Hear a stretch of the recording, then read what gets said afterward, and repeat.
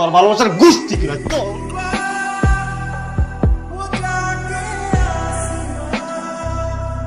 Hello তুই কি বাবু 10টা মিনিট আগে ফোন দিবা না? তাহলে তো আমি আর ছবিটা ভাঙি না। ভাঙচুর করছিস না, আমি রাগে অপমানের ছবিটা ভাঙা রাগ কমাইছি।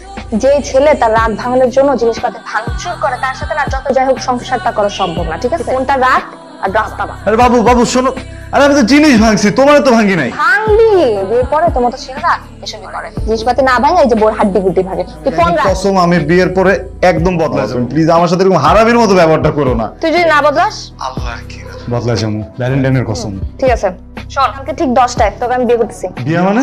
হ্যাঁ যা বলছি সেটা বলছি তো, না কেন বিয়ে করবি না? মানে করবো, 1000 বার করবো। এতবার করতে হবে না, একটা বার কর। আর শোন 10টা মানে কিন্তু ঠিক 10টা, হ্যাঁ 1 সেকেন্ডও লেট করা যাবে না। তুই যদি 1 সেকেন্ডও লেট করস না তাহলে কিন্তু প্রত্যেক সেকেন্ড আমি 1 বছর করে বিয়েটা পিছাবো। এখন তুই ডিসাইড কর তুই কয় সেকেন্ড লেট করে আসবি, ঠিক আছে?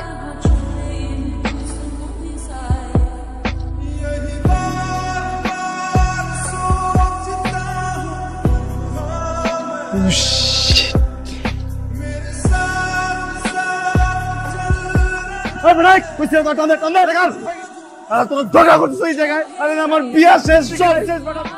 স্যার ফুল নেবেন? তোরে প্রপোজ করব। টাইম ওভার, তুই ঠিক 1.5 ঘন্টা লেট করে আসছিস। আরে আমি দেরি করছি নাকি? ফুলালা দেরি করছি। প্রপোজ করতে চাস? দেখি কিভাবে করিস। ঋতু, আমি তোরে কতটুকু ভালোবাসি আমি বলতে পারবো না, কিন্তু তুই যেদিনকে আমার টর্চার না করস আমার কেমন যেন দমটা বন্ধ হয়ে যায়। দম ঠিক রাখার জন্য হলো তুই আমার সাথে থাকতে হবে।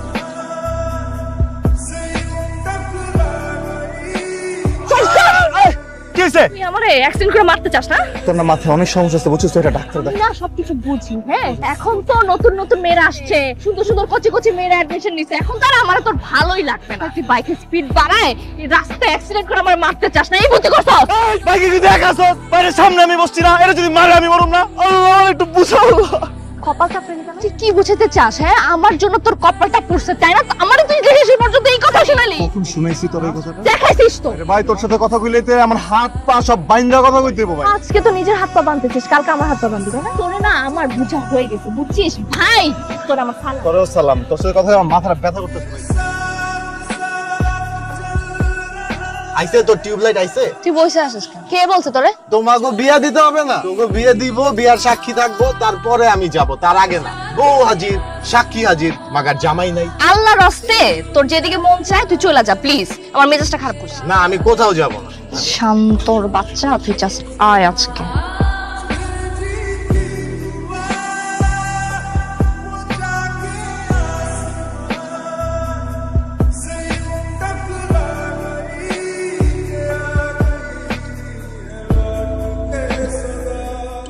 আস্তে হাঁটতেছিস কেন? আমি লম্বা লম্বা পায়ে জোরে জোরে হাঁটতে পারি না। যখন ঠেকায় পড়বি না তখন শুধু হাঁটতে পারবি না, দৌড়াইতেও পারবি। আমি যতই টাকায় পড়ি না আমি তোমাকে নিয়ে হাঁটবো, দৌড়াবো, সব করবো, বুঝো নাই? তুই চাপ দিলি কেন? কই চাপ দিছি? তুই এই মাত্র আমার এখানে চাপ দিছিস আর তোর চাপের মতো একটা খারাপ ইঙ্গিত ছিল। আস্তাগফিরুল্লাহ, আস্তাগফিরুল্লাহ। এইসব ঢং করে কোনো লাভ নাই। আমি একটা মেয়ে মানুষ, ঠিক আছে? কে কোথায় কোন ইঙ্গিতে কি করে সব আমি বুঝি। ভাই দেখ তুই না ভুল বুঝছিস, বুঝছো? আমি কোনো কিছু ভুল বুঝতেছি না। আমি ভাবছিলাম বুঝছিস তুই একটা লাভার, তুই আসলে একটা লোক।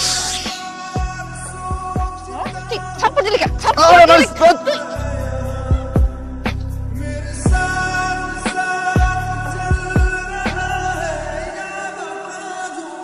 এনে তোর আইসক্রিম।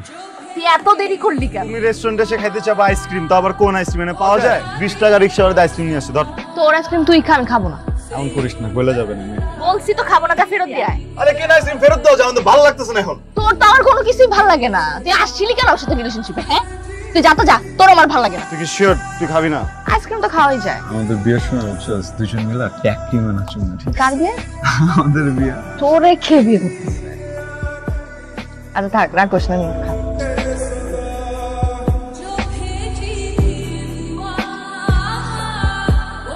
কিরে তোর ফুলগুলা তো মইরাই গেছে।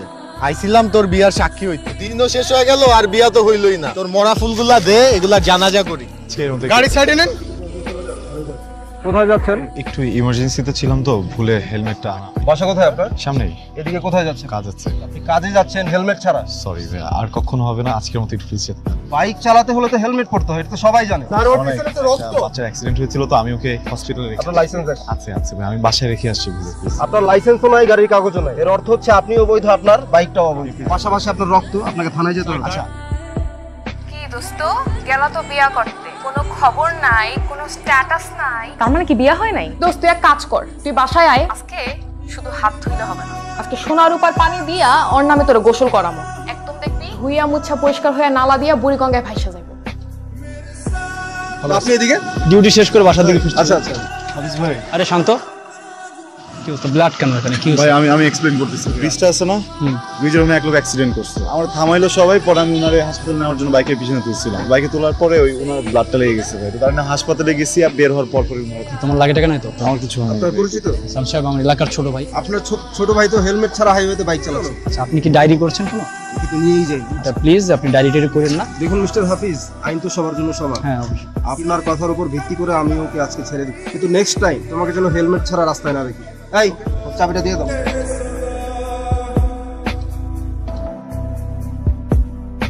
এই ভাইয়া ঋতু আসছে? আসে নাই? মামা ডাক ডাক।